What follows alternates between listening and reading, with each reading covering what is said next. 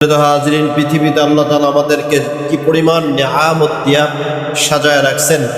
আল্লাহ রাব্বুল আলামিন কোনো ব্যাপারে এইভাবে যদি না বলেও থাকেন, এই ব্যাপারটা আল্লাহ বলছেন ওয়া ইন তাউদ্দু নি'মাতাল্লাহি লা তুহসুহা। আল্লাহ বলছে, এই বান্দা শোনো, তোমাকে আমি আল্লাহ তাআলা এত বেশি নিয়ামত দিছি যে নিয়ামত তুমি গণনা করে শেষ করতে পারবে না। সুবহানাল্লাহ। এরপরে আল্লাহ তাআলা বলছেন যে নিয়ামতের ব্যাপারে আরো আল্লাহ বলছেন ওয়াল বাহরু ইয়ামুদ্দুহু আবহাতু সাবহুরিম মা নাফিদাত কালিমাতুল্লাহ। আল্লাহ বলছে, সাতটা সমুদ্রের সমস্ত পানি এবং ফেনাগুলো যদি কালিতে রূপান্তরিত হয়ে যায়, পৃথিবীর সমস্ত গাছের শাখাগুলো যদি কলমে রূপান্তরিত হয়, তারপরে তোমার রবের দেওয়া নিয়ামত আর তার গুণাগুণ দেখে তোমরা শেষ করতে পারবে না। এটা আল্লাহ তাআলা নিজেই তার ব্যাপারে বলছেন। এর ভিতর থেকে কিছু নিয়ামত আছে যে নিয়ামতগুলো আমরা উপলব্ধিই করি না, যে আল্লাহ এগুলোকে আমাদের কত বড় নিয়ামত হিসেবে দিছে। আপনি আমি বৃষ্টি পড়া দেখছেন কিনা? বৃষ্টি পড়া দেখছেন, তাই না? মূলত বৃষ্টির পানিটা আমরা দেখছি, বৃষ্টি পড়াটা কখনো উপলব্ধি করছেন কিনা, এইভাবে ভেবে দেখেছেন কিনা কখনো একটু ভাবেন তো। এই যে বালুময় জমি, যেটা বালু থাকে, অনেক বালু থাকে না, বৃষ্টি জমিতে অনেক বালু থাকে, এই জমিতে যখন বৃষ্টিগুলো পড়ে, আপনারা প্রাথমিক যে বৃষ্টিটা পড়ে, যেটা আমরা ধুলা মরা বৃষ্টি পড়ে, ধুলাগুলো কোনো মতন মরছে, তাই না? এই বৃষ্টিটা যখন পড়ে আপনি তাকায় দেখবেন একটা বৃষ্টির ফোঁটার সাথে আর একটা বৃষ্টির কোনো স্পর্শ। দেখছেন কিনা কখনো? উপর থেকে এই যে ট্রিলিয়ন ট্রিলিয়ন ফোঁটা বৃষ্টি পড়ে, একটা বৃষ্টির ফোঁটার সাথে আর একটা বৃষ্টির ফোঁটার কি নাই? কোনো সংঘর্ষ নাই। যদি এইগুলা মিলে মিলে পড়তো, তাহলে এক একটা পানির সাইজ হয়তো কত বড়, এত বড় এক একটা পাথর সাইজ। আর এটার তলে মানুষ পড়লে মানুষের জনজীবন বিপর্যস্ত হতো, ফসলগুলো নষ্ট হয়ে যেত। আল্লাহ বলেন যে, শোনো বান্দা, আমি রব তোমাকে এই নিয়ামতটা দিয়ে আনজালনা মিনাস সামাই মাআন তাহুরা, আসমান থেকে পবিত্র পানি বর্ষণ করে জমিনকে উর্বর করার জন্য এই যে পানিটা আমি পাঠাই, তুমি কোনোদিন তাকায় দেখলা না রব এই জায়গা কতটা নিখুঁতভাবে পাঠাইছে? বলেন, এটা কখন আপনি আমি নিয়ামত মনে করি না। আপনি ভাবছেন কিনা বৃষ্টির ফোঁটাগুলো যদি জমা হয়ে মাথার উপরে পড়তো, তাহলে একজনেরও মাথা থাকতো সাথে, সব আনন্দ রয়ে যেত, তাই না?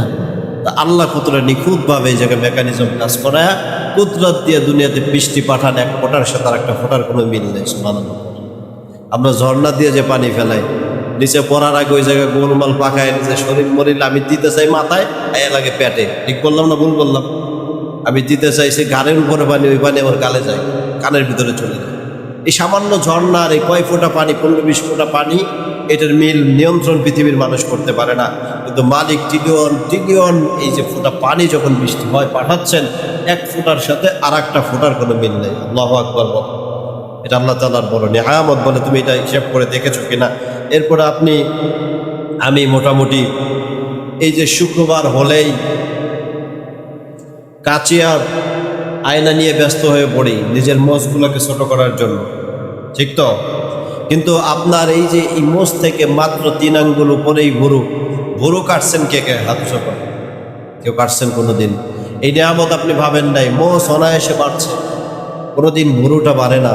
এটা নিয়ন্ত্রণ করেন যিনি, তিনি কে? আল্লাহ। আপনার এই দাঁত আর হাতের নখ, প্রত্যেক সপ্তাহে আপনার নেল কাটার নিয়ে বসতে হচ্ছে, কিন্তু কোনোদিন আপনি ভেবে দেখেছেন দাঁতগুলো আল্লাহ তাআলা বাড়ানো? যদি এটা বাড়ানো শুরু করতো, তাহলে তো মোটামুটি কিরান লাগতো না, দাঁত দিয়ে কিরানের কাজ সেরে ফেলে, ঠিক কিনা? নিয়ন্ত্রণ করেন আল্লাহ তাআলা। নিয়ামত আপনি বুঝেন না, এত সুন্দর করে আল্লাহ তাআলা এই নিয়ামতগুলো আমাদেরকে দিচ্ছেন। আমি এই যে পুরা জীবনে এমন খুঁজে পাবেন যে এই দাঁতটা দিয়ে জিহ্বাটারে কামড় দিছি 2 বার বা 5 বার বা 10 বার, এইটার যে যন্ত্রণা, একদিন কামড় লাগলে 1 সপ্তাহ পর্যন্ত জিহ্বায় যে কামড়ে কি যন্ত্রণা, এটা যে খায় সে বোঝে। ঠিক বললাম না ভুল বললাম? খাবারের কোনো স্বাদ পাওয়া যায় না, বিষাদ হয়ে যায়। অথচ এই যে বাচ্চাদের এখনো 32টা দাঁত হয় না, আলহামদুলিল্লাহ আমাদের আক্কেল মারি শুদ্ধ হয়েছে, দাঁত এই মুরব্বী বাবাদের হয়েছে, কিন্তু এই বাচ্চাদের এখন 32টা হয় নাই। এই 32টা দাঁতের ভিতর দিয়ে এত ভাব নিয়ে কথা বলতে, বিরাট বক্তা আমি, আমার চিনো, কত ভাব, আমার গরমই আলাদা। কিন্তু আল্লাহ যদি এই 32টা দাঁত দিয়ে জিহ্বাটারে শায়েস্তা করার নিয়ত করে, একটা কথা আপনি আমি বলতে পারবো? জোরে বলেন, ক্ষমতা আমার আছে?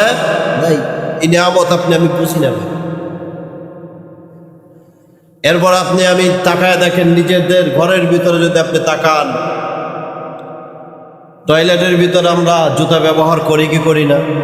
এই জুতাটা 2 মাস 3 মাস পর পর এই জুতাগুলো পরিবর্তন করা লাগে কেন? এটা ক্ষয় হয়ে যায়, এই জুতাটা পিচ্ছিল হয়ে যায়, এটা পরে চলা যায় না। কিন্তু আপনি আমি বুঝে শুনে একটা জবাব দিবেন যে এই জুতাটা মানুষ বেশি সময় পরে থাকে না খালি পায়ে বেশি থাকে? খালি পায়ে মানুষ চলাফেরা বেশি করে। তাইলে জুতা মাত্র সামান্য সময় ব্যবহার করে, সারাদিনে টয়লেটে 2-4 বার ব্যবহার হয়, এই জুতাটা 3 মাস পর পর পরিবর্তন করতে হয়। কিন্তু আপনি আমি এই খালি পা দিয়ে ফ্লোরের উপর হাঁটছি, রাস্তায় হাঁটছি, ঘরে হাঁটছি, ওইভাবে যদি ক্ষয় হওয়া শুরু হইতো তো মালিকের সামনে আমরা দাঁড়াইতাম শুধু একটা কল্লা নিয়ে। ঠিক বললাম না ভুল বললাম? ক্ষয় হওয়া শুরু হলে কিছু থাকতো? এই আবার এই 32-33 বছর বয়সে আবার খালি কল্লাটাই পাওয়া যেত, আর মুরব্বী যে কয়জন আছে এই কয়জনে মোটামুটি ইতিমধ্যে হারাই ফেলতাম। ঠিক বললাম না ভুল বললাম? আল্লাহ তাআলার নিয়ামত আপনি আমি বুঝি না, আল্লাহ খুঁজে পাই না। আপনি শুধু আপনি ভাবেন, ভাবলে আপনি আপনার রবের সৃষ্টিগুলো নিয়ে যখন ভাববেন, সিজদার জন্য কোরআন দিয়ে দলিলের প্রয়োজন হবে না, আপনার বিবেক আপনাকে সিজদা দেওয়ার জন্য মাথাটাকে নত করে দেবে। আল্লাহু আকবার বলেন। এটা আমার রবের কুদরত আপনাকে আমাকে নিয়ন্ত্রণ করে রাখছে। আল্লাহ আমাদের বোঝার তৌফিক দান করুন। সকলে বলেন আমিন।